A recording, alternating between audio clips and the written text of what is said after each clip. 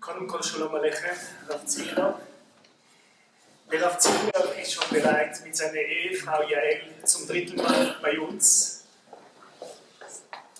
אנחנו מאוד שמחים שאתם הגעתם אלינו. זה לא פשוט להתארגן עם המשפחה, להגיע מישראל. Und vor allem heute war es offenbar nicht so einfach, weil das Flugzeug mit unseren Dozenten ist angekommen, aber ohne Koffers. Aber unsere Dozenten haben alles da drinnen und es wird deshalb gut sein. Ganz kurz zur Einführung, da Rav Ziegler und seine Frau schon zum dritten Mal da sind. Nur in Erinnerung rufen, Rav Ziegler ist Vorsitzender vom Verlag Reuven, sehr bekannter Verlag. Wir haben verschiedene Sfarim vom Reuven Verlag. Gleichzeitig ist er Direktor von Tovat Harav Foundation. Das bezieht sich auf die Schriften von Rav Dov Soloveitchik. Er ist verantwortlich, Dov Soloveitchik ist verantwortlich dafür, dass diese Schriften veröffentlicht werden und hat auch darüber einiges geschrieben. Er ist auch Gründer und Herausgeber von Israel Koschitzky Virtual Beta Midrash. Das ist ein Fundus für enorm viel Vorträge, Shiurim und so weiter, die über das Internet geschaut werden können. Dann ist er gleichzeitig Verfasser von mehreren Büchern und Artikeln und אני שמח עכשיו לתת לך את האפשרות לספר לנו על רב אהרון ליכטנשטיין. אנגלית, כן? כן.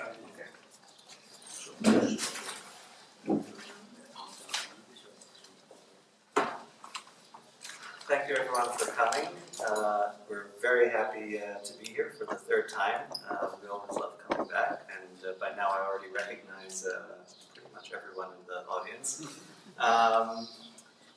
Now, just before I start, by a show of hands, did anyone here know or meet Rav Ahron Liechtenstein? Rabbi Ahron Liechtenstein. So, My father. So tonight, I want to devote tonight's talk to Rabbi Ahron Liechtenstein. He was Rosh Yeshiva of Yeshivat Har Etzion in Alon Shvut. And, you know, there are many Rosh Yeshivot, so, you know, why speak about him other than the fact that I'm his student? But I think that he was a unique figure. I think he was a different figure. He had a special message that I think is relevant to us for now, for the future, to this community in particular. And I personally have devoted a lot of effort to trying to spread his Torah. Actually, his first book that came out was a book of his speeches that I wrote. In other words, his ideas, but my writing. But since then, he's had many books that came out.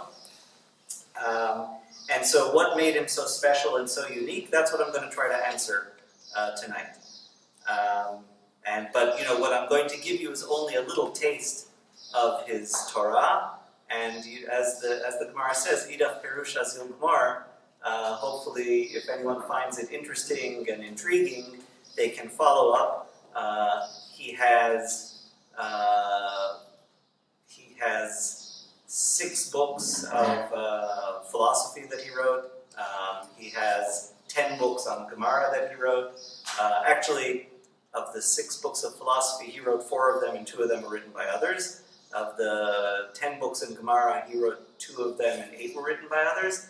He devoted most of his efforts to teaching, to developing students. I mean, I would say that a very large proportion of the people who come speak here at Midreshet Vollishofen were trained by him. Whether it's Rav Gilad, or even Rav Beni Lau, or Beni Ish Shalom, etc., etc. I mean, you can, if you name it, I don't know, do you have Rabbi Josh Berman here? No? No. Oh, you should. Professor Josh Berman. And many others. I mean, I could name you a whole, his students, you know. Rav Sherlo was a very close student of his. So his students are among the leading Roshei Yeshivot, professors, Supreme Court justices, judges throughout Israel. And so he really devoted himself to raising a generation of committed, intelligent, thinking students who would contribute to Israeli society, to American society, and to world society. Rabbi Adler, who was in Zurich for many years, he was also a Talmid of his, and so on. So first I'll just start with a little biographical background, and then we'll move on to his thought. I'll just mention that he was very unique and made a tremendous contribution in the area of the study of Gemara, but I'm not going to get into that tonight. I'll be happy to discuss it with anyone afterwards, but that's a whole separate discussion. He was born in Paris, of all places, in 1933. As he said, from where he started to where he ended up, he said no one could have predicted that. He said, the community in Paris, they barely had a Jewish school in those days. The fact that he would become a Rosh Yeshiva and a Rosh Yeshiva in Israel was something that was totally unexpected. His father was from Poland, his mother was from Lithuania, and they were both very, very religious people, but also very open-minded and enlightened people. They both left their communities, went to Germany, got a university education. His father got a doctorate in French literature, and that's where they met, in Germany. And then his mother, actually, very interestingly, she was from the town of Telz. Her father was the manager of the famous Telz Yeshiva, and she was someone who wanted to get an education herself. She couldn't go to the Telz Yeshiva, but she went to Cheder, to a boys' Cheder, and she sat there, and she got an excellent education. She would write Torah articles under a pseudonym, which you can find today on the internet, some of them.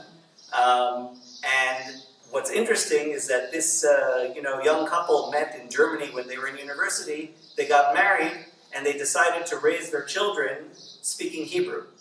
So Rav Liechtenstein was born in Paris in 1933, but he grew up in a Hebrew-speaking home.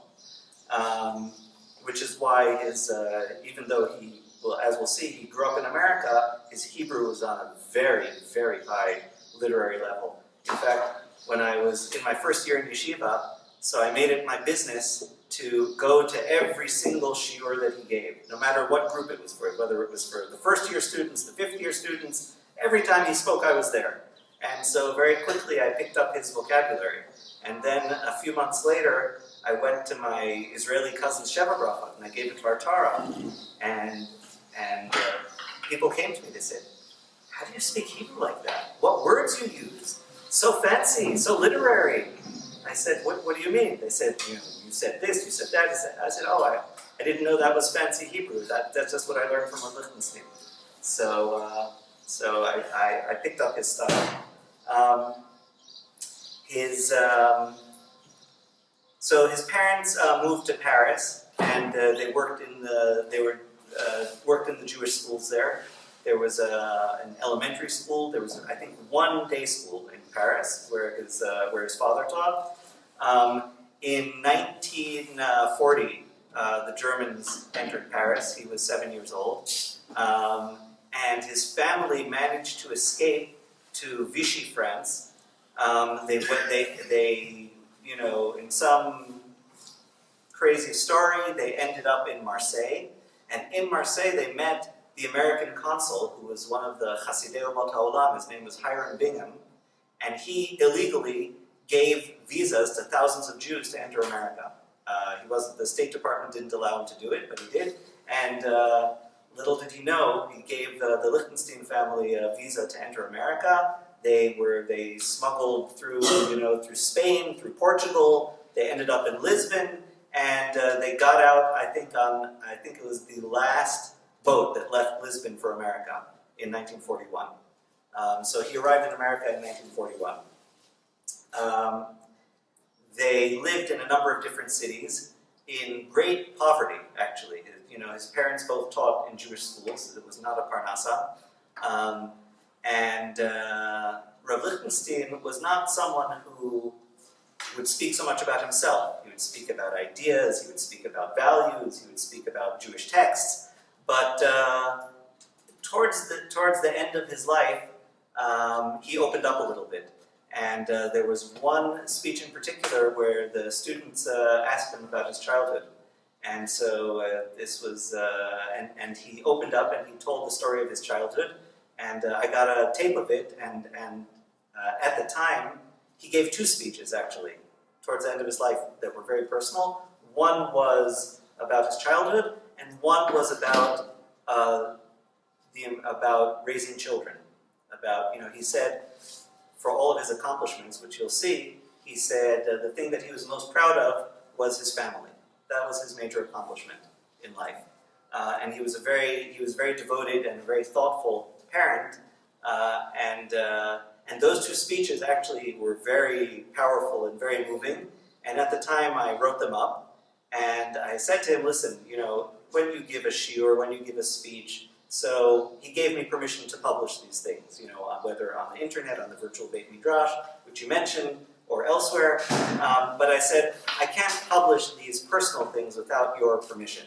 So I gave him the essays. I said, you look them over and you tell me if it's okay to publish this. And he looked it over, and he never said yes, he never said no, but I could tell he was uncomfortable with it. It's one thing to speak to a room of your students, and it's another thing to publish an essay. So I let it drop, and I left it on my hard drive. And then a couple of years later, during his shiva, I went to the family, and then I remembered, wait, I have these two essays on my hard drive, so I printed them out, and I brought them to the family during the shiva. And everyone read it, and they passed it around, from child to child, from grandchild to grandchild. And then after the shiva was over, his wife told me, you should publish this. So she said, he had his sensitivities, but I think these are important documents for his students and for history. So she allowed it to be published in the end. So he described there how he was a very motivated young student.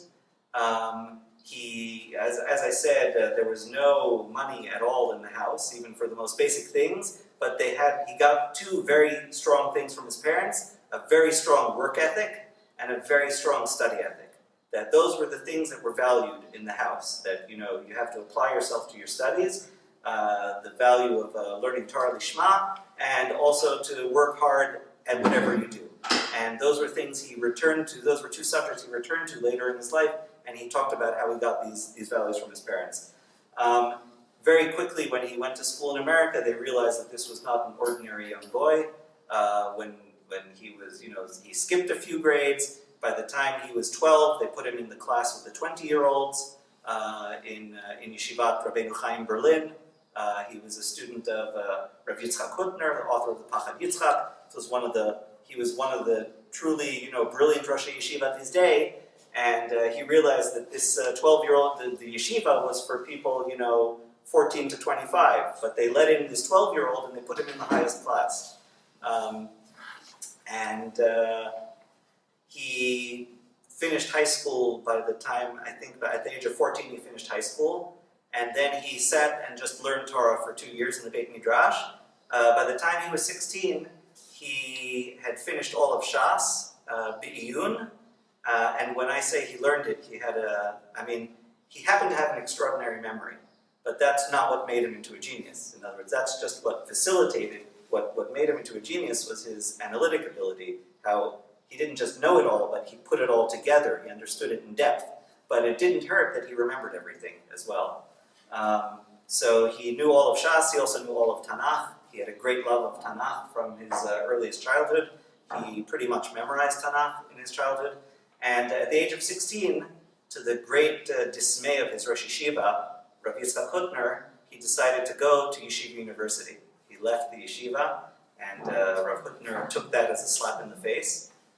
He was not happy, but he couldn't cut him off because he was such an extraordinary Talmid, and he kept in touch with him afterwards. And he went to Yeshiva University to become a student of Rav Yosef Dov Soloveitchik. Eventually, as we'll see, he became his son-in-law as well. In fact, Rav Hutner would invite him over to his house on Friday nights, and he would say, "Okay, tell me what you heard in Shir from Rav Soloveitchik." So he would report back. He was at YU, and when he finished YU, obviously he was, one of the outstanding students. He had a great love of literature. He didn't just love literature because, he enjoyed reading. He felt particularly that the study of literature had great religious value because it helps you understand the nature of man. Torah can help you understand the relationship between man and God. But you have to understand, what is man? What is mankind? What's the human soul? The human soul is very complex. People have different motivations. So he felt you could learn that from reading, the great writers, Shakespeare, Milton, Dostoevsky. They really teach you about the depths of the human soul. And he felt that this enhanced his religious life. It enhanced his avodat Hashem. And he decided that he wanted to do a doctorate in English literature for religious reasons, not because he wanted to be an English professor. But he felt it would help him grow as a person and as a Rosh Yeshiva. Even at a young age, he didn't know that he would be Rosh Yeshiva, but he knew he wanted to teach Torah. And he felt, if I'm going to teach young students or older students, I have to understand human beings. And he felt that literature was a better way of understanding human beings than psychology, than philosophy. So he was all set to go study literature. Rav Soloveitchik told him, and he was Rav Soloveitchik's prize student, he said, if you're going to study literature, then go study it at the best. He said, because Rav Liechtenstein was planning to continue in Yeshiva University, in the Beit Midrash, and to go to maybe Columbia University or somewhere near Yeshiva University to do his doctorate. Rav Soloveitchik told him, you're going to do it the best, go to Harvard. So he said, but listen, Harvard, it's in Boston, it's far, how am I going to learn Torah? It's, I also want to devote serious time to Torah study while I'm doing my doctorate. So he made a deal. He said to Rav Soloveitchik, I'll agree to go to Harvard, even though I wasn't considering that, if I can learn with you privately while I'm there.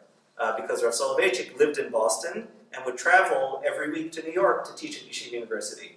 So Rav Soloveitchik agreed. And maybe that has something to do with how he became his son-in-law, because Rav Soloveitchik would learn with Rav Liechtenstein and Rav Soloveitchik's son and his other son-in-law. His other son-in-law, Professor Yitzchak Tursky, was the son of a Hasidic Rebbe, but he was the head of Jewish studies at Harvard. He was a professor, an expert in Rambam. So Rav Soloveitchik attracted talent. And so he would go to 2 weekly study sessions with Rav Soloveitchik. In addition to private study sessions, they would have one study session with the son-in-law, the son, and the future son-in-law. And then the other study session was also the 2 daughters, the son and the sons-in-law. And Rav Soloveitchik was studying Gemara with his daughters the same as with the son. He felt it was, there should be no discrimination between boys and girls. They should study the same material at the same depth, at the same level. So while he was doing his doctorate, he still continued a serious, he did his doctorate very seriously. He finished, of course, the whole thing in 2 years, but pretty much. But he would study Gemara a minimum of 6 hours a day while he was doing this.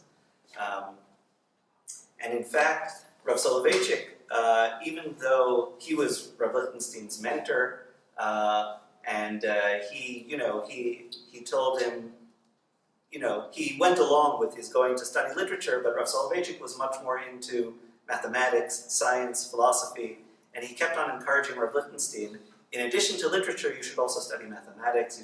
And so Rav Liechtenstein took courses to please Rav Soloveitchik, even though his heart wasn't in it. And then finally, when Rav Liechtenstein got his doctorate at the age of 24, Rav Soloveitchik made a big party for him. And he said, okay, now that you've done this, now you'll study some mathematics. So that was his speech at the PhD party for his literature doctorate.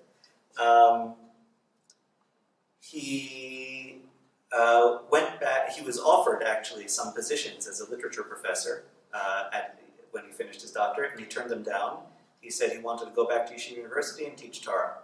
And he did, First, he started now all the rabbis in Yeshiva University at those time were a generation older than Rav Liechtenstein, and they were Europeans. They were, they had learned in all the great yeshivas of Europe before the Shoah.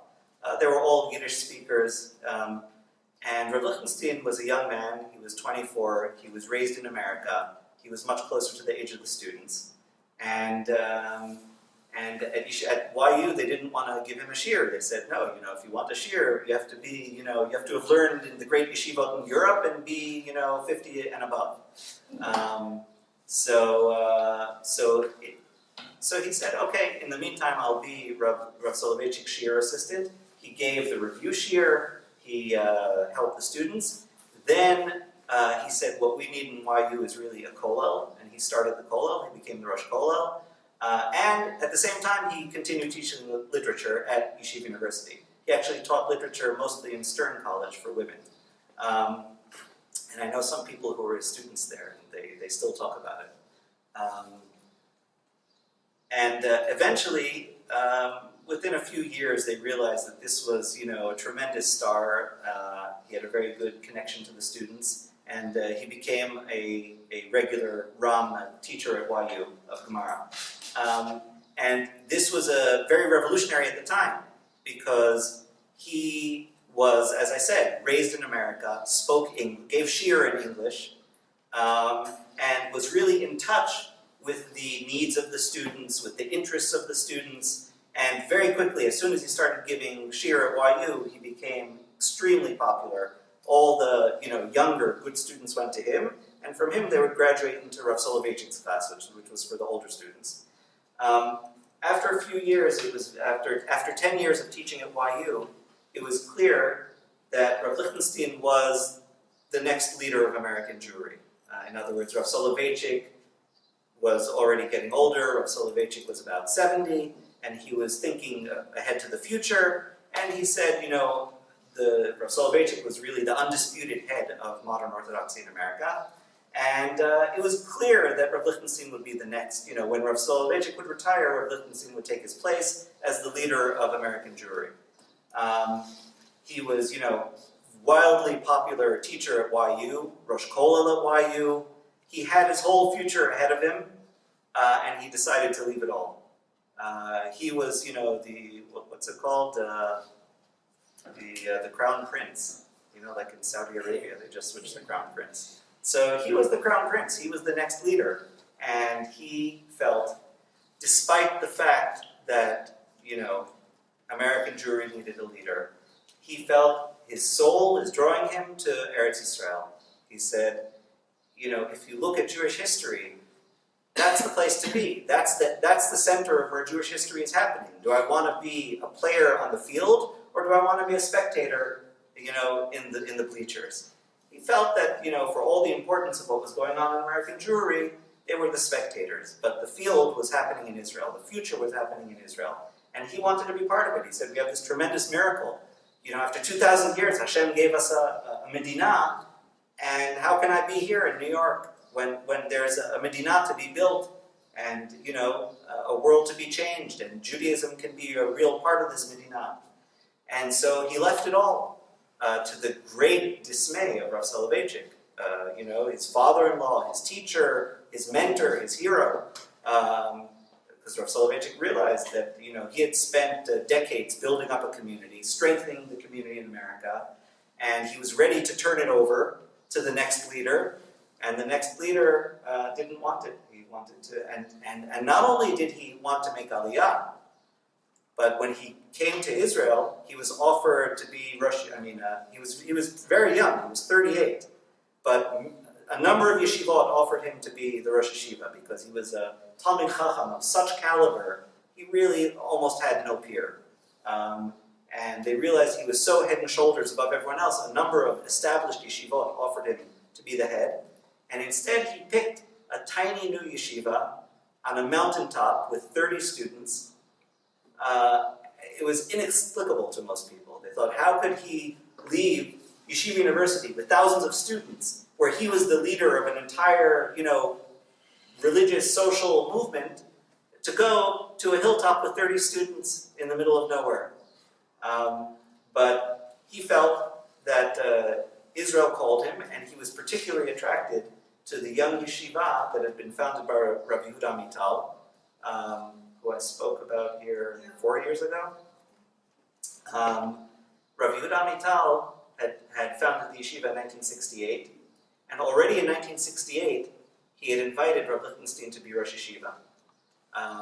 This is now, it happens to be, everyone who learned in the yeshiva, now the two of them took this tiny thing and turned it into an empire that has had tremendous, impact upon Israeli Jewry and world Jewry. I mean, they built it up. I mean, anyone who's going to be in Israel next month can go to Alon Shvut and see the Yemei Yun B'Tanakh, and you'll see between 5,000 and 7,000 people coming to learn 5 days of Tanakh all day from the best teachers in Israel, which comes from this little institution founded by Rav Amital and Rav Liechtenstein. That's just one small manifestation of the empire that they built. Starting from literally nothing, starting from 2 little tin buildings on a hilltop in the middle of nowhere. What was it that attracted him to this institution? Everyone knew that Rav Amital had invited him. Recently, someone actually found it was Rav Amital's son, found the letter that Rav Amital sent to Rav Liechtenstein to invite him to come. And so I have a copy of it here. I'll just read you a few lines. Now, you should realize the background to this. Rav Amital was a very fascinating, serious Talmid Chacham himself. He started a yeshiva. He was the head. Everyone in the yeshiva looked up to him.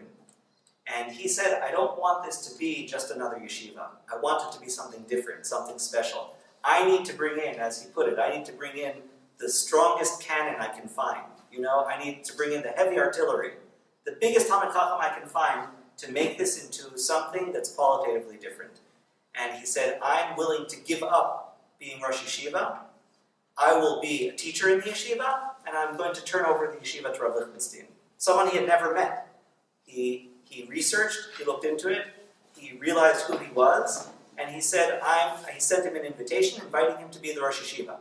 Rav Liechtenstein at the time didn't even know that Rav Amital was Rosh Yeshiva. He thought Rav Amital was, the Minahel, the chairman of the board, and he thought that someone was offering him a job that didn't have an occupant currently.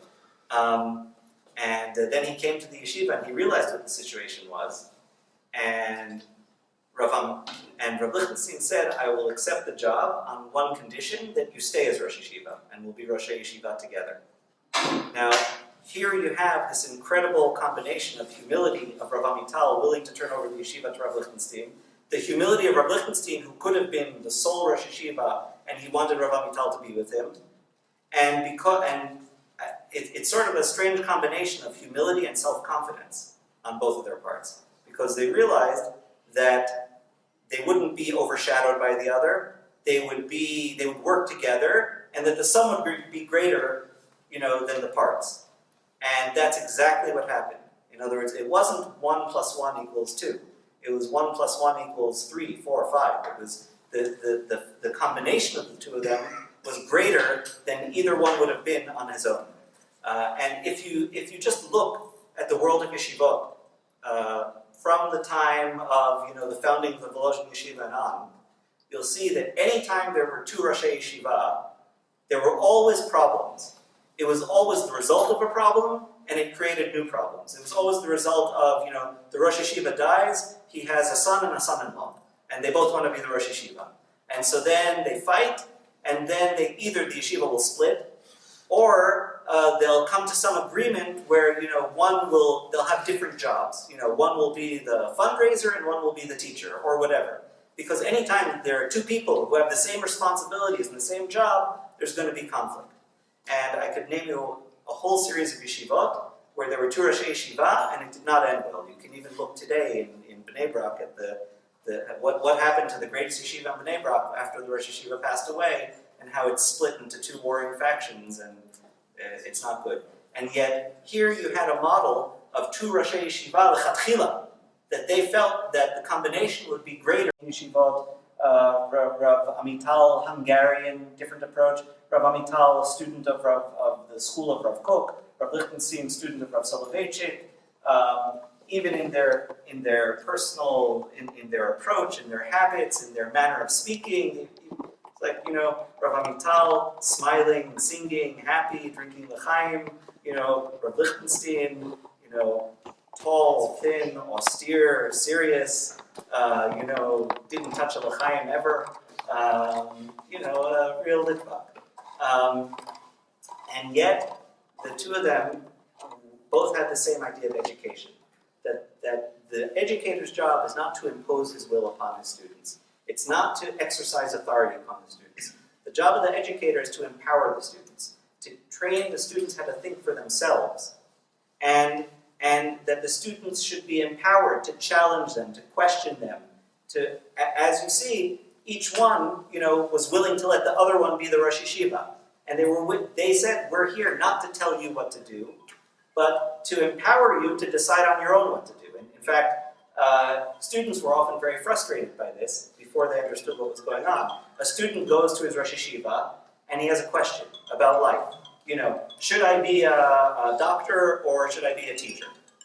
Should I marry this girl or not marry this girl? Should I go on to flute or not? Should I stay in the army and be an officer or should I come back to yeshiva? Students have, at this age, in their 20s, they have a lot of crucial life questions. And they want guidance from the Rosh Yeshiva, who's older, who's wiser. And basically, many people find decision-making too difficult, and they want someone else to decide for them. Erich Fromm called it escape from freedom. Freedom is too much. It's too difficult. And so Rav Liechtenstein and Rav Amital, both of them, students would go and would want the Rosh Yeshiva to tell them what to do, and they would never, ever tell them what to do. They would say, let me help you with your decision. Let me help you lay out what the considerations are. If you're going to be a doctor, these are the advantages, these are the disadvantages. If you're going to be a teacher, these are the advantages. And he would lay it out before them, and he'd say, okay, now we're done. And he'd say, but what should I do? I said, no, but now you understand the considerations, and now you have to decide. You have to be a big boy. You have to take responsibility for your decision. In fact, if I tell you what to do, I'm telling you to be me. But only you know what's right for you. You know what your needs, desires, talents are. You know what your family situation is. You know you know the details. He said, I can't tell you to be me. That's illegitimate. And so he said, and so both of them were united in this, that they both would encourage students to take responsibility for their own decisions, and they were trying to train independent thinkers. In fact, Rav Soloveitchik, who was also of this school of thought, even though I said that he didn't want Rav Liechtenstein to make Aliyah, but he didn't tell him, I command you not to make Aliyah, but he made his displeasure very clear. But that was, because he felt the future of American Jewry was at stake. And it's true that had Rav Liechtenstein stayed, I don't know what American Jewry would be like today, but it would definitely be different than what it is now. Probably for the better. Surely for the better. But that part you have to take off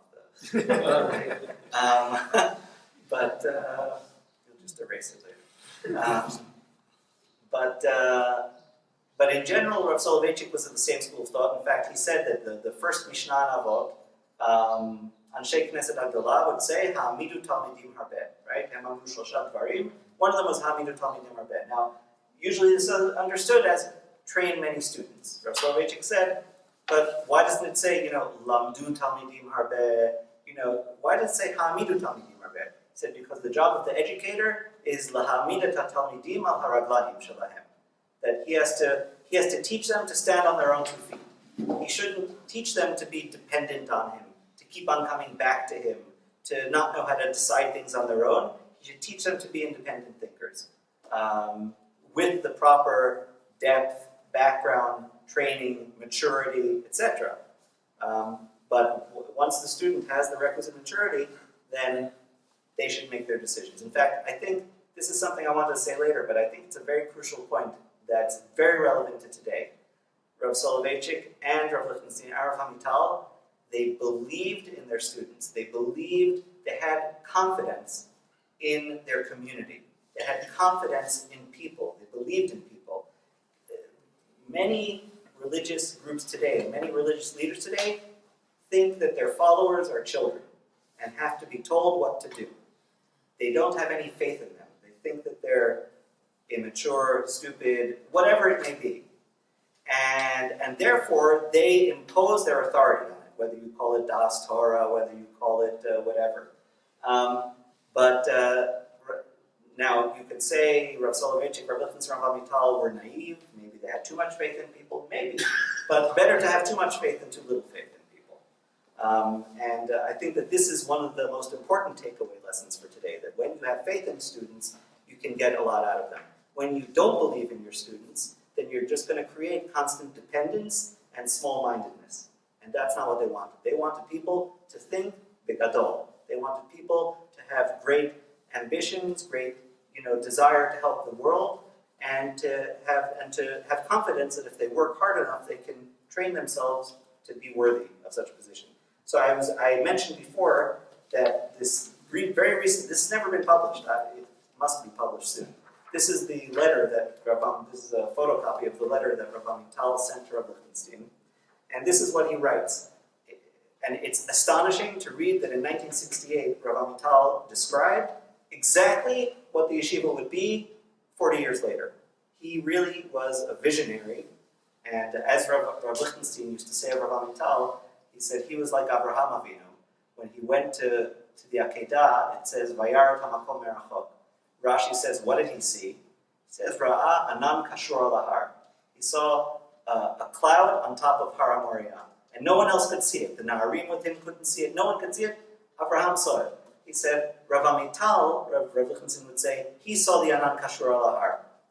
No one else could see it, but he knew that this Har Etzion would be something, would be different, would be, something to strive for. So Rav Hamital said the following when he invited Rav Liechtenstein. He said, I know that someone of your stature should be the head of a great yeshiva, an established yeshiva, and if I allow myself to invite you to come be Rosh Yeshiva in our institution, it is only because Ein zu ela biglal ha'etgar ha'chalutzi ha'gadol sha'anu ro'im b'binyan yeshiva zu. It's only because of the pioneering, innovative nature of the yeshiva that I allow myself to invite you to be the Rosh Yeshiva. He said,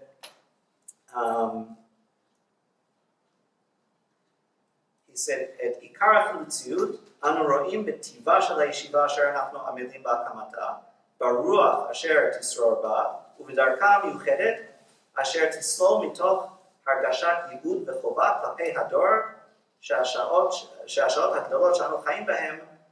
He says, I want us to create a yeshiva that hears the needs of our generation, that we're living in great times, that we have to hear the specific needs, to know what the community needs now, and we should be mishukreret mirat basar v'dam, we should be free of fear of other men and what they'll say and other people's opinions, and we should also be free of nitiyot l'chikui. We shouldn't try to imitate others. He said, I want to create a yeshiva that's original, that's not imitating other places, that's not in fear of other people, but will do what is right because we think it's right.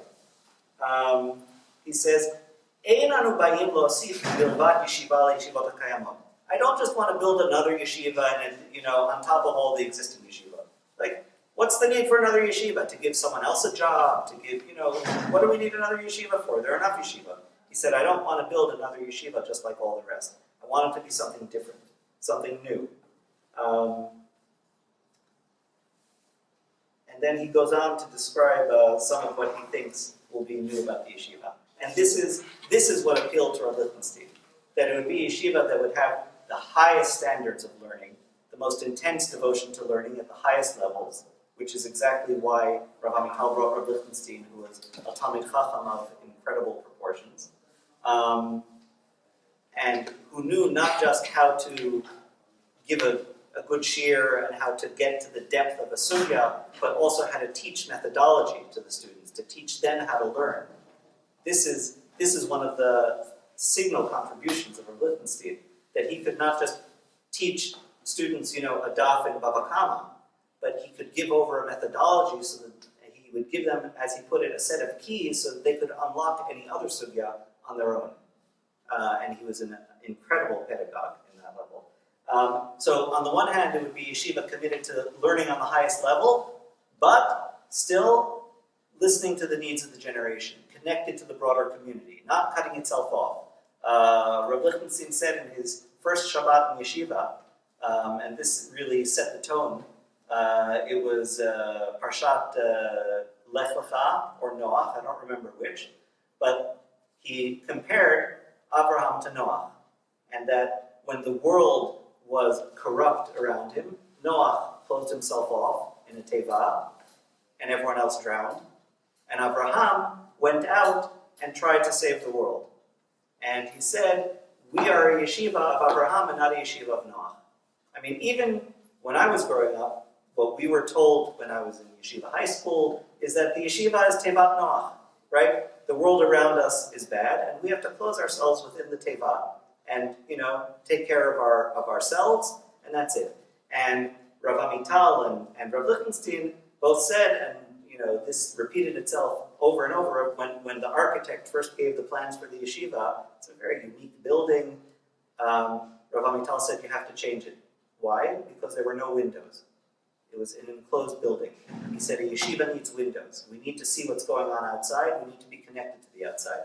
And they added lots and lots of windows and lots of light. And you can look it up online or go visit. So that was their joint vision. A yeshiva that would hear the needs of society, would go out and try to help society, but still not lose any of the passion and commitment for Torah study at the highest level. So, just getting back to the biography for a moment. Rav Liechtenstein, as I said, left America at the age of 38, left behind his future as the leader of American Orthodoxy, although in the end, even though Rav Liechtenstein was in Israel from 1971 and on, many in America continued to regard him as the Gadol Hador of America. And they would consult with him, they would bring him in, he would fly to America several times a year, he would speak to groups of educators, groups of rabbis. Anytime there was a rabbinic conference or a conference of educators, they would try to bring in Rav Liechtenstein because they realized that even though he had left America so many years before, he was still the Gadol Hador of America, and he could really give them inspiration, wisdom, and guidance that they couldn't get from anyone else who was there because of his very broad perspective, as we're going to see. And to our great fortune, they invited him to speak very often at conferences, and he would write up his speeches at conferences, and that's the source for many of his books that came out. And there are more coming out. In fact, just before I traveled here to Zurich, this week, on Monday, what is it, Thursday? I'm losing track. On Monday, I sent to print Rav Liechtenstein's next book, which is Tour de Force, the concept of Kedusha. This is a book that he worked on for years. He never finished it, but he had tapes, lectures on the subject, and his son took the tapes and finished the end of the book for him. And he writes in the introduction which chapters written by Liechtenstein and which are based on his shiur. But this is an incredible book, and there are more in the works, which I can talk about when I'm not being paid. But there are a couple of more books in the works. So he made Aliyah. He was originally, for many years he was known, and we're going to take a break in a moment for Mincha. Give me a signal, okay? Yes? Okay, we'll continue from here after Mincha. Yeah. So I was asked 2 good questions during the very short break, but there's no time to get into the details, but one question was, if anyone ever met Rav Liechtenstein, he was very different from his father-in-law, Rav Soloveitchik, in many ways, even though, the general lines of their thought and their approach are similar, but each one was a very different personality. And it reflected itself in their public activity, in their teachings, in their writings. Rav Soloveitchik was a much more stormy personality. He was much more torn. Rav Liechtenstein was a much more harmonious personality. There was a certain sense of shlemut in everything he did. Rav Soloveitchik, perhaps as a part of his very stormy, torn personality, he was extraordinarily charismatic. He could electrify an audience. He could hold an audience, in rapt attention for 4 hours, 5 hours. He could also speak to any audience, high, low, adults, children, Talmidei Chachamim, people who barely knew anything, Jews, non-Jews. He could speak to anyone. Rav Liechtenstein had a much more specific skill set. He was lacked charisma, I think one could say. He could speak to, the top maybe 10% of an audience. He didn't have that. Rav Amital had the Rav Soloveitchik skill. He could speak to anyone. He was super charismatic, and he was very cautious not to use his charisma to overly influence people. He was very aware of the educational dangers of that. And he would tell students, he would say, Ani lo harebe shelcha. I'm not your rebbe. I'm your teacher, but I'm not your admor. Rav Liechtenstein had, but so how is it that, a person who could really maybe address only the top 10% of an audience, a person who had extraordinary depth, but lacked the drama of the presentation, how is it that he had so many thousands of devoted Talmidim? How is it that, if you take the amount that he wrote during his lifetime, so there's a couple of dozen articles, there's, but if you look at his bibliography, which is on the webpage of his yeshiva, there's over 1,000 items there, because it was all written up by his students who realized how tremendously valuable it was, and set out to write up his shiurim themselves, often in a way that was more accessible than had he written it himself. When he would write with the utmost depth and nuance, covering every possibility, and with great structure, but ultimately, it was tough going. The person had to be very dedicated to follow through an essay from the beginning to the end. Luckily, he had some students who knew how to take both his Gemara shiurim and his philosophy shiurim and write them in a more accessible way without, hopefully, sacrificing the depth, it's an art all in itself. In fact, one of the reasons, some of you may be familiar with the Virtual Beit Midrash, which was a pioneering internet Torah website. It was probably the first serious Torah presence on the web, of course, was Chabad. They're all, then, and the Virtual Beit Midrash.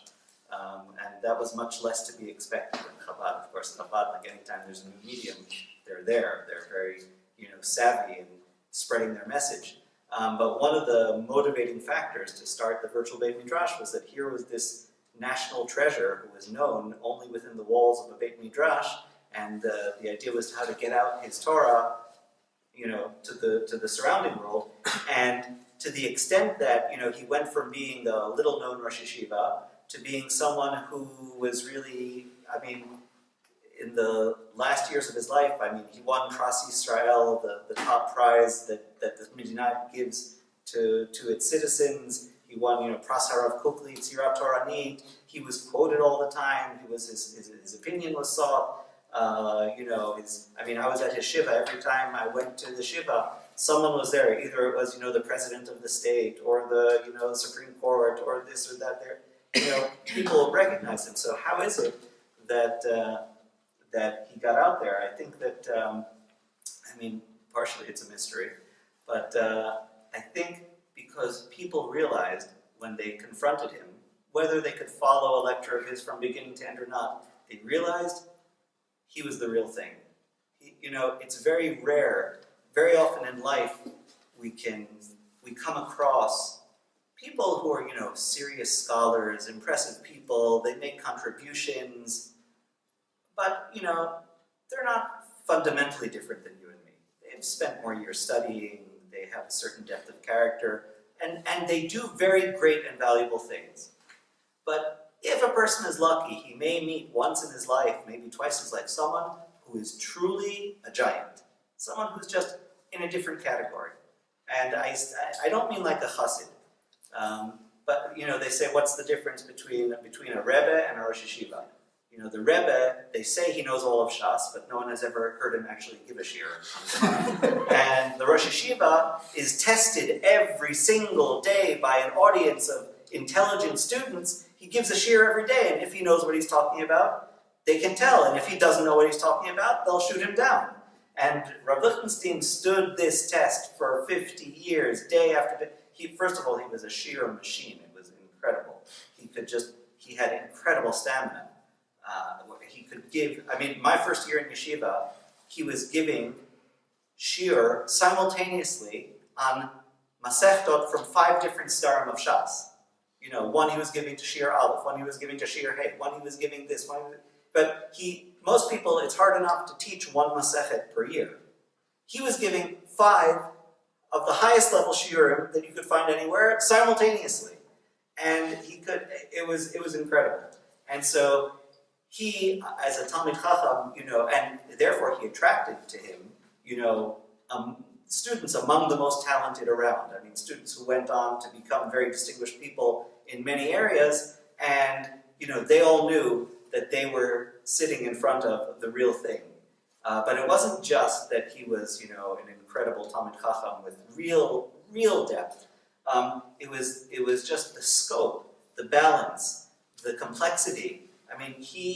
The main message he gave over is that, life is complex, thought is complex. You can't think in black and white terms. You can't think in slogans. You have to examine things to their depth, on all the sides. If you haven't examined it, so you're sinning to truth. You're sinning, and you're not going to understand it if you haven't examined it from all sides. He would even when he would give a speech advocating a certain position on an issue, he would always start by explaining the other side, the opposing side. In fact, once someone told me very correctly, he often presented the opposing side better than they presented it themselves. And then, only after you understand the opposite argument can you make your own argument.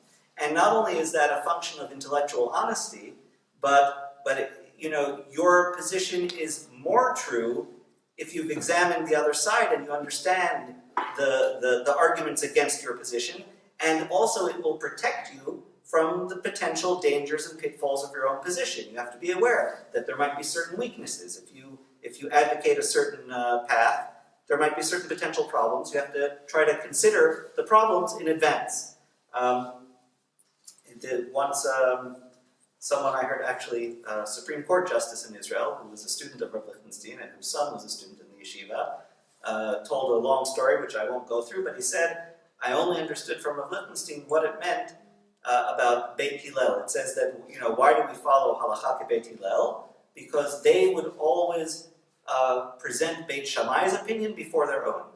So what? So why should we follow Beit Hillel? Because they were polite, because they were nice people. So what? He said it's not just that Beit Hillel were polite and were nice people. They were more correct than Beit Shammai because before they presented their own position, they considered Beit Shammai's position. And only then could they advocate a different position, only once they understood the other position's depth. So if you're not even willing to consider it, some people, they're so convinced that they're right that they can't even see the other side. Or they think that anyone who disagrees with them is either stupid or bad or has evil intentions, because how could you disagree with me? I'm obviously right. Rav Liechtenstein was not like that at all. He dealt with everyone with the utmost respect. He considered their opinions. He was the epitome of breadth, of balance, of depth, of complexity. And that's what he tried to convey to a student. And that's a very hard thing to convey to students. And educationally, it's a problem also, because if you present a black and white picture of the world, it's very easy to get your students excited, fired up. You say, only X is important, only Torah study is important, nothing else is important. So you can get students to attain certain high levels of Torah study, or whatever your value. Say, I don't know, only Eretz Yisrael is important. That's the most important value. And so students will be very devoted to that value, and they'll attain very, big accomplishments in that area. But if you present a monochromatic picture, if you present an imbalanced picture, you're sinning to the truth, because that's not how life works. Life is more complex than that. You have to balance values. That's what he was trying to convey. Every article, every lecture, every speech was about, there's A and B, and they oppose each other, but we have to hold them both in balance, because they're both important values. It's not that you have to choose A over B or B over A. You have to have A and B, whatever it may be. Let's say what we were talking about before, Torah study versus helping society. So you can say only Torah study is important, let's ignore society, or only society is important, let's not devote time to Torah. Or you can say no, both are important, and you have to hold them in balance. And that's what it means to be a real person, to deal with the big picture in life. And I think his students, despite in fact, because of his great complexity, his plurality of demands and requirements of the students, they realized that he would advocate his positions with humility, with balance, with respect, and yet with decisiveness. In other words, the fact that he recognized multiple values, multiple commitments, different things that demand our attention, it didn't mean that he was like Hamlet and he could never make up his mind. No, he could take a position, but yet recognize the framework within which it must be implemented. And he also lived what he taught. He was completely toho kebaro. There was no gap between what he believed and what he did. And he was incredibly devoted. Like, you had the sense. One of my friends put it well. He said after Rav Liechtenstein passed away, he said, "You know what I remember the most about Rav Liechtenstein?" I said, "What?" He said, "I remember the." He said, "What was that?" You never saw him walk. He was always running. He said, "I came to yeshiva, I was 20, and he was 60, and I would be walking to shir, and then I would hear, I'd feel the wind go by me, and I'd see this big man with 10 books under his arm, go, and then you'd see him go to lunch, because he had things to accomplish, he had things to do. Every ounce of his energy, yet every ounce of his energy was devoted to the goal of Avodat Hashem. And what Hashem needs of me now is to go give a shir, is to go speak to this, is to go, do something educational, to speak to a student, to go. But whatever he did with his full attention. Some people, you see, if you ever go to weddings, let's say with Rosh Yeshiva, you'll see the Rosh Yeshiva sitting in the corner with a Gemara, or with some sefer. In other words, I have to go to the wedding because it's my student. I don't really want to be here, and it's a big waste of my time. So I'm going to wait for that 1 minute where I go dance with him in the middle. And then the rest of the time I'm going to sit and learn my book. Right? He didn't do that. He said, what Hashem needs from me now is to go to the wedding. And to be there 100%, just like when I'm learning Gemara 100%. When I'm at the wedding, I'm at the wedding 100%. I'm going to dance the whole time. And I'm going to go speak to the parents of the Chatan. He taught boys, so he would speak to the parents. But he would also go speak to the parents of the Kala. Someone told me he saw him at a wedding, and Rav Liechtenstein, his thoughts, they're always somewhere up in the stratosphere. He sees Rav Liechtenstein talking to a 98-year-old woman and about, her grandchildren, the weather. Why? Because everyone's dancing, she's old, she's at the table by herself, no one's with her. So he left the dancing and he sat and he didn't know her. But he saw an old lady sitting by herself, so he went and he talked to her about her grandchildren, about the weather. I don't know. It wasn't about Tosfot. It wasn't about the Rambam.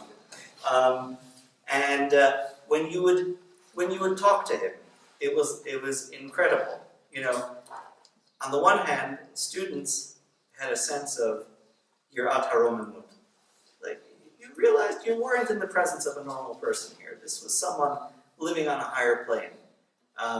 And you have to understand that, if what I'm saying sounds like a chassid, it's completely not. He didn't want chassidim, he wanted talmidim, and his students were the most critical thinkers, litvishe people, yet when you come across someone who's the real thing, you can't not be impressed, you can't not feel.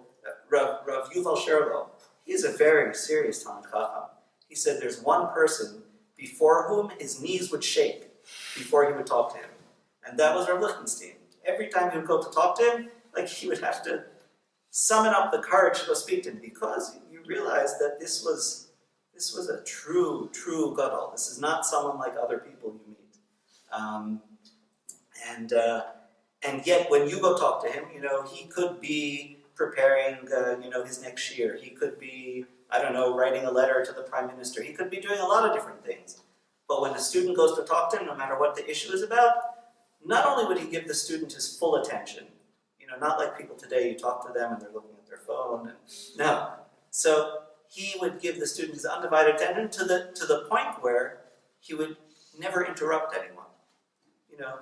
Like you would sometimes wonder, is he actually listening? He hasn't said anything, The student talks for like 5 minutes. And then the student's wondering, did he hear anything I said? Because he didn't react. No, but he was being polite. He was waiting for you to finish. And then he'll react. It was so absurd that there was a friend of mine sat near him in the Beit Midrash for many years. He said, how many times did he see him? A student would come to him after Shacharis to ask him a question, whatever the question might be, and he would stop folding his talis to give his student his full attention. Now, folding the talis, it's not, you're not going to not be listening to him because, your ears work while you're folding the talis. But he needed, at that moment, what Hashem needed from him was to give the student his full attention, which means don't fold the talis. Let him see that you are 100% listening to him, his issue, and, so after he passed away almost exactly 2 years ago, Rosh Chodesh ER 2015. So it was 2 years and 2 months. So a lot of the students were saying, a giant has passed from the world. What can we do to, what can we adopt from him? We're not going to be like him. So at least something. So I thought to myself, well, I'll try to interrupt less. At least let me just listen to someone and not interrupt. That's one little thing I can do like him. And then maybe another little thing, and maybe another little thing. So I think that that the reason, despite the fact that he was, not a charismatic speaker who could carry an audience, there was something genuine, something sincere, and something truly great that anyone with a little bit of spiritual sensitivity could recognize. And hence the tremendous impact he had, despite the fact that he was really a very high-level scholar who could not bring himself, to the level of the Am, in quite the way that, let's say, his father-in-law could and others could. So, till what time? Okay, because I can talk about this till Shabbos. So just stop me.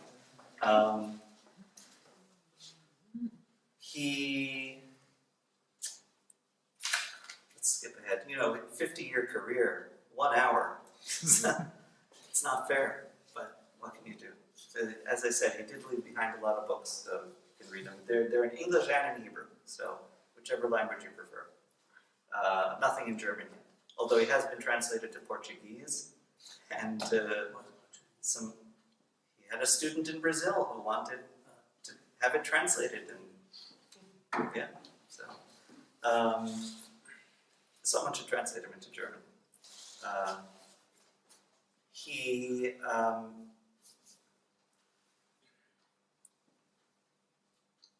believed one of the most important, Rav Chaim Salato, who was Rosh Yeshiva, Ma'ale Adumim, very serious Talmid Chacham, a very talented novelist. He was not a student of Rav Liechtenstein. He learned in a different yeshiva. But since they were both Roshei Yeshivot, and they would meet at the meetings of the Roshei Yeshivot Hesder, he met Rav Liechtenstein there, and he heard how he would how he would discuss things, how he would listen to what everyone said, take notes, respond respectfully, always respond with balance, with depth, with complexity. And he was fascinated by him. And he decided to write a book of interviews with him, where Rav Chaim Sabato is a pretty important person himself, but he, in the book, in the interviews, he presents himself as Talmid Lifnei Ravo. He asks and Rav Liechtenstein answers. It's not discussions, exactly. It's questions and answers. And so as Rav Chaim Sabato was writing this, so I discussed it with him as he was writing it.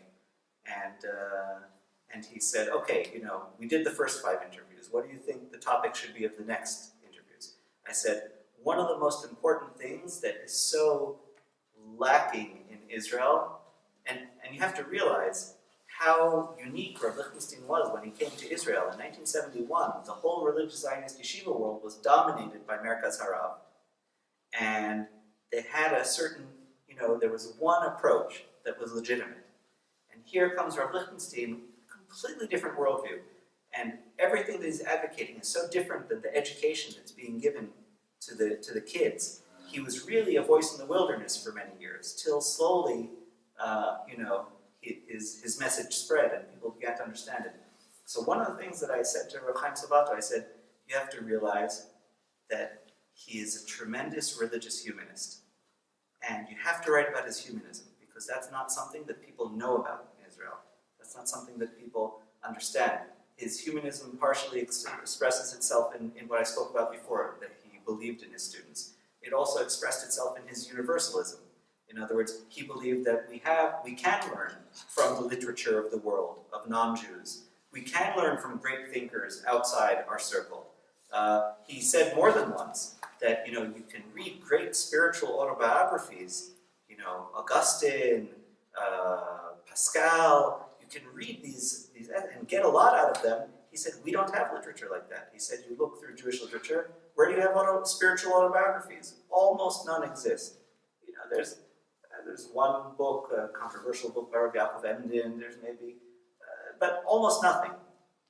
He said, so he believed that there was a lot that we could learn from, because he believed that the religious quest was universal, and that the ethics was universal, and that our commitment is built, it's not instead of universal ethics, it's on top of universal ethics. This is a big machloket between him and, let's say, a lot of the, certainly the Haredi yeshiva world, but even within the Dati Leumi yeshiva world, the whole school of Rav Tau, the whole Yeshivot HaKav, they believe that there's, Western morality and Jewish morality, and they're two completely separate things, and they're two contradictory things. And Rav Liechtenstein said, no, we have obligations, we have concentric circles of obligation. He said, first of all, we are obligated as human beings. We have obligations as people. Then we have our obligations as Jews, and that's built on top of our universal commitment. He said, what's the universal commitment? The first Jew is only Abraham, but there are 2 parshiot before that, of, Bereshit and Noah. And what's the job of man in the world in Parshat Bereshit?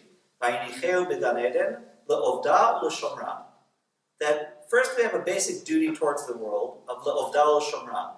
Le'ovda, to work, to develop society, science, culture, civilization. That's one job, le'ovda, to cultivate. And 2, l'shomra, to preserve. We have to protect the world, we have to protect society, we have to protect the environment, we have to protect the world that God gave us. He said, this obligates us as much as it obligates non-Jews. And then in addition to that, we have specific, commandment, mitzvot. As Jews, he said, being a Jew is being mitzveh. And he really lived with that awareness his whole life of being mitzveh in everything he did. I think that really accounts for a lot of the power of his personality. He viewed himself as one of his children said. He was like a soldier on duty. He had his duties in the world. He had to fulfill them, and he constantly felt the tzivui. But the tzivui was not just something external and arbitrary. It was a tzivui to be holy, to be ethical, to spread Torah, to spread wisdom. There are many, many examples, which I won't go through now, of the breadth of his approach, of the nuance of his approach, of one of the cornerstones of his thought was the idea of b'chol drachecha ta'ehu, which is a double-edged sword. On the one hand, b'chol drachecha ta'ehu means in all your ways know God. There are many ways to know God. There are many ways to worship God. There are many ways to approach God. However, on the other hand, b'chol drachecha ta'ehu, everything you do should be an expression of your worship of God. In other words, there's nothing religiously neutral. It's not that I'm religious when I'm in shul, and I'm religious when I'm, in yeshiva, and the rest of life is neutral. He said, no, there's nothing neutral. Everything you do potentially can be avodat Hashem, or not. And our goal in life is to pursue multiple paths towards avodat Hashem, but all our paths should be pursuing avodat Hashem. And that's how he really, he lived with this sense his whole life, and that's what really attracted people to him. Another issue, I won't go into it at all, he realized not just multiple commitments, like the whole idea of Hesder. It took someone coming from outside, someone who came from America, to write the manifesto of the Hesder movement. And until his day, until Rav Ahron Liechtenstein had a different view of Hesder from what existed before that. Until then, the idea was really a student should go just to yeshiva, not to the army. If Nebuch, he can't make it in yeshiva, so he should do a little yeshiva and a little army. And that was Hesder B'diavad. Rav Liechtenstein said no. He wrote an article called Zot Torah Hesder, where he said that Hesder, that what God demands from us today is to be the biggest Talmidei Chachamim we can be, and to answer the call of the hour, which is to help Medinat Yisrael. He said, what greater chesed is there, what greater devotion is there than being a chayal? He said, now, on the one hand, we don't say, be only a chayal, don't learn yeshiva, and don't be just in yeshiva and not a chayal. Be the best soldier you can be the best Talmid Chacham you can be. The danger is, as Rav Neria put it, he said, the danger of religious Zionism is that we'll be a duck. What's a duck? He flies a little, he walks a little, he swims a little, but he doesn't do anything well. So he said, we shouldn't be ducks. We should be the best flyers, the best walkers, the best swimmers, and therefore this position of religious Zionism, of complexity, it's not a compromise, it's not a b'diavad, it's not for the weak of heart, it's harder than the approach of just one value. It's much harder. And he also, and this I won't even discuss at all, but he recognized the value of, there was an approach in Israel before his day of all or nothing. Everything is valuable, the Medina is valuable, since it's leading to the Mashiach. But what if it's not leading to the Mashiach? Does it have no value? So Rav Liechtenstein said, yes, even partial attainments are valuable. Even partial Jewish identity is valuable. He didn't put down reform, conservative. He felt that there are important things that they have, important aspects of Jewish identity that we should value and respect and not put them down, even though we differ with them. And I'll just end with the thought, during his lifetime, and as I said, I could really go on and on and on.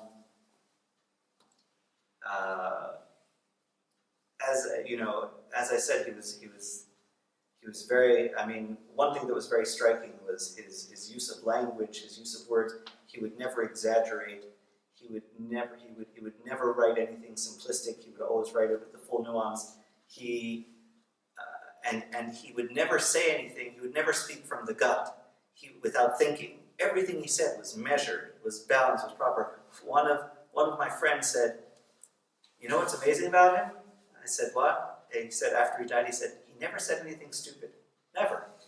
He couldn't. Some people they say something and then they take it back, or they say it was taken out of context, or it was impossible with him. He was by nature so measured, so balanced, so careful with his words, and therefore when he said something strong, he meant it exactly the way he said it.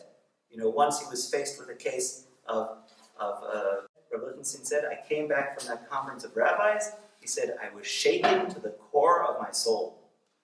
We should tell our students a lie. We should hide what the Rambam said. He said, and when he said he was shaken to the core of his soul, he meant he was shaken to the core of his soul. He was not exaggerating at all. Or he would never say, one of my friends said also, after he passed away, he said, once I heard him use the word hate. I hate. He said, I hate laziness. I hate laziness, especially in Avodat Hashem. And when he said, I hate, that was the only time anyone could ever think of him using that word. One of his sons said at the Hesped, he said, I never saw my father get angry. So I went to the son during the Shiva. I said, you're wrong. I said, I saw him get angry. I said, you meant, but he only got angry about moral issues. That really disturbed him, bothered him. I said, I remember to this day, and like Rav Sherlow, like my knees shake when I think of this event. He would never interrupt the learning in the Beis Medrash. Once, he walked into the Beis Medrash, and he came to the bima, I was sitting behind the bima here, and he gave a clap in the middle of the learning, and everyone stopped. Like, they thought, what happened? Is there a war? What's going on? Did someone die? And he said, he was shaking. He said, I have a letter here that I just got, and I want to read it to you. Like 500 boys are quiet, listening. He said, Dear Rabbi Liechtenstein, my name is so-and-so. I'm 9 months pregnant. I got on the bus to Alon Shvut. One of your students was sitting, and I stood the whole way, and he didn't get up. Is this what you teach in your yeshiva? Liechtenstein exploded. He said, how can someone learn Torah and not get up for a pregnant woman? He said he was so shaken. He was so angry. He was red. He was shaking. So that's what got him upset. He would never get angry about, kavod, about, the things that most people get angry about. But when there's something moral, especially something moral that a yeshiva student doesn't have basic human moral sensitivity, it set him off like nothing else. So the son said, yes, you're right, I accept that. I meant he never got angry the way you and I get angry. He said, yes, but he did get angry about things like that. So, during his lifetime, and I'll end with this thought, during his lifetime, everyone in his close circle was really overawed by his just overpowering intellectual brilliance. He would sit in his shiur day after day, and his total control of all of Shas, all of Rishonim, the way he put it together, his order, his depth, his philosophy lectures, his literature. Everyone was just, in awe of his intellect. But after he died, all the Hespedim and all the discussions afterwards were not about his brilliance. They were about his personality. In other words, yes, he was brilliant, and you and I will never be that brilliant. But what people kept with them afterwards, they talked about the way he did Kibbud Av. His father was old, he was blind, he was almost deaf, and Rav Liechtenstein would take him and daven with him in yeshiva, and would walk up the steps with him slowly and yell into his ear, Od Madrega, and people would see the way he took care of his parents, the way he would, just the simple things. And he said that's what stuck with people. More than any of his brilliance or his articles, that's what people said really impacted upon them the most. And there was a story that Rav Liechtenstein told about Rav Shlomo Zalman Auerbach, and with this I'll end. When Rav Shlomo Zalman Auerbach died, so Rav Liechtenstein gave a hesped in yeshiva, a very beautiful hesped, and he told the following story that I'm sure he heard this from Rav Amital, although I never heard it from him. That the son of Rabbi Zalman Meltzer, Rav Amital's wife's grandfather. So Rabbi Zalman Meltzer was a very great Rosh Yeshiva in Yerushalayim, one of the leading students of Rav Chaim Soloveitchik of Brisk, author of a book on the Rambam, a very important book on the Rambam, Even HaEzel. And once Rav Isser Zalman's son went to London, and he met with the Beit Din there. And so one of the Dayanim on the Beit Din, Rabbi Cheskel Abramsky, who later became the Rosh Rosh Yeshiva in Hebron in Yerushalayim, he knew Rabbi Zalman Meltzer from Brisk. He knew him back from Europe. And he said to the members of the Beit Din, he said, not all of you may know who Rabbi Zalman Meltzer is. Let me tell you who Rabbi Zalman Meltzer is. Even, he's the author of a book on the Rambam, a great Rosh Yeshiva, he said, even if he didn't know how to learn one word of Gemara, he would still be the most beautiful Jew in Yerushalayim. The most beautiful Jew in his personality, in his halichot olam, in his derech. He just was a beautiful person. And so Rav Liechtenstein told this story about Rav Shlomo Zalman. Even if he didn't learn a word, he would still be the most beautiful Jew in Yerushalayim. And it's clear that that is how all the Talmidim felt about Rav Liechtenstein himself. Thank you.